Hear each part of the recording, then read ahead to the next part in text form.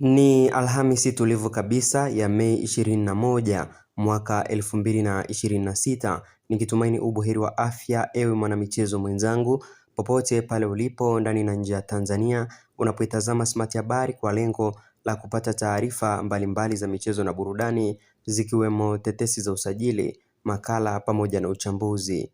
Kama umetembelea ukurasa huu kwa mara ya kwanza na labda umependa kupata taarifa zetu ambazo kila mara tumekuwa tukiziweka hapa, ni usubscribe kisha ubofye alama ya kengele. Sote kwa pamoja tunafahamu klabu ya Yanga inajiandaa kikamilifu na msimu ujao wa 2026-2027, ikitarajia kushiriki katika michuano mbalimbali kama vile NBC Premier League, CRDB Federation Cup, Mapinduzi Matukufu ya Zanzibar, Muungano pamoja na Le Kombe la Klabu Bingwa barani Afrika.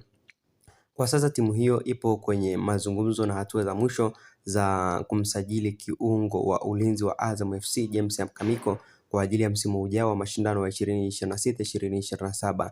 Kiungo huyo raia wa Ghana yuko kingoni mwa mkataba wake na Azam FC, jambo linalomruhusu kufanya mazungumzo na timu yoyote. Hali ya mkataba, tunaweza kusema mkataba wa Kamiko na Azam FC unamalizika mwishoni mwa msimu huu wa 2025-2026 baada ya kuitumikia timu hiyo takriban miaka minne tangu alipojiunga nayo mwaka 2022.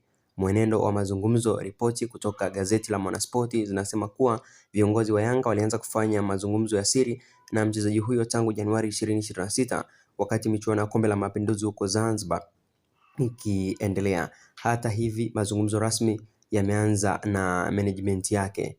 Ushindani wa saini yake inaelezwa kwamba ingawa Yanga inaonekana kupiga hatua kubwa, Azam FC nao wamemuita kiungo huyo mezani wakijaribu kumpa ofa ya mkataba mpya ili asiondoke bure.